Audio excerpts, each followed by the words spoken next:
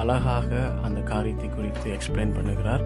அதை நீங்கள் பார்க்கலாம். வேதத்துல நம்ம நடுவுல ஒரு வசனத்தை எடுத்து புரிந்து கொள்ள முற்பட்டால் தவறாக புரிந்து கொள்வோம். Wenn wir in der Bibel ein Kapitel raussuchen und darüber etwas verstehen wollen, dann ist es falsch. ஏன்னா இது தொடர்ச்சியாக ஒரு புத்தகமாக எழுதப்பட்டது. Weil es ist wie ein Buch geschrieben, was von vorne startet. அதனால நீங்க வேதத்துல எந்த வசனத்தை எடுத்தாலும் அதுக்கு மேலேயும் கீழேயும் உள்ள வசனங்கள் இல்லை என்றால் அந்த அதிகாரம் இல்லை என்றால் அந்த முழு புத்தகத்தையும் வாசித்து பார்க்கணும். Und wenn wir etwas raussuchen, dann müssen wir lernen, das Ganze zu lesen, damit wir auch die Geschichte dahinter verstehen. அப்போதுதான் இயேசு என்ன சொல்கிறார் இல்லை என்றால் இந்த வசனம் என்ன சொல்கிறது என்பது நமக்கு தெரியும். Dann können wir verstehen, was will dieser Vers aussagen, was hat Jesus durch die Situation gesprochen. இன்னைக்கு இதெல்லாம் நம்ம பார்க்கறதே இல்ல. Darauf schauen wir nicht mehr. நம்ம எப்படி இருக்கிறோம்? வாக்குத்தத்த வசனங்கள் மட்டும் பொறுக்கி எடுக்கிறோம், அங்க ஒண்ணு இங்க ஒண்ணு. Wie sind wir? Wir suchen die ganzen besonderen Verheißungen raus.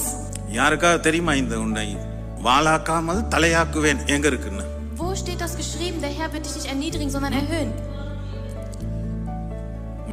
சும்மா ஆண்டவர் சொல்லல உன்னை வாளாக்காமல் தலையாக்குவேன்னு சொல்லல. Gott sagt nicht, dass er dich einfach erniedrigen wird und danach erhöhen wird.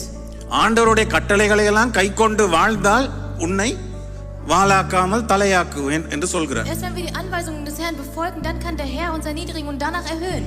வசனத்தை முழுசா பார்க்கணும். Wir müssen das Ganze verstehen. சில நேரம் ஒரு வசனத்தினுடைய தொடர்ச்சி அதற்கு முன்னால் உள்ள வசனங்கள் அதற்கு பின்னால் உள்ள வசனங்கள்ல இருக்கும். Es gibt vielleicht Bedeutungen auch in dem nächsten Vers oder in den Versen davor. அதனால அந்த அதிகாரத்தை முழுசா வாசிக்கணும். Aber wir müssen das ganze Kapitel lesen. வேதத்தில் இருக்கின்ற எல்லா வாக்குத்தத்தங்களும் நிபந்தனைக்கு உட்பட்டது, கண்டிஷனோட உள்ளது. Alles, was in der Bibel drin steht, hat auch eine Bedeutung.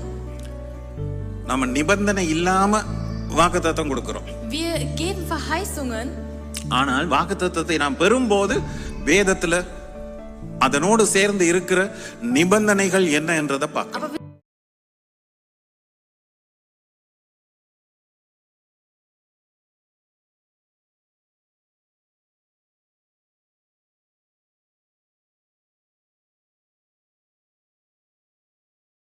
வசனத்தினுடைய தொடர்ச்சி அதற்கு முன்னால் உள்ள வசனங்கள் அதற்கு பின்னால் உள்ள வசனங்கள்ல இருக்கும். Es gibt vielleicht Bedeutungen auch in dem nächsten Vers oder in den Versen davor. அதனால அந்த அதிகாரத்தை முழுசா வாசிக்கணும். Aber wir müssen das ganze Kapitel lesen.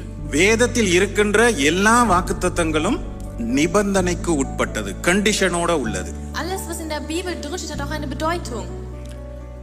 நாம நிபந்தனை இல்லாம வாக்குத்தத்தம் கொடுக்கிறோம். Wir geben Verheißungen. ஆனால் வாக்குத்தத்தத்தை நாம் பெறும்போது வேதத்துல அதனோடு சேர்ந்து இருக்கிற நிபந்தனைகள் என்ன என்றதை பார்க்கணும்.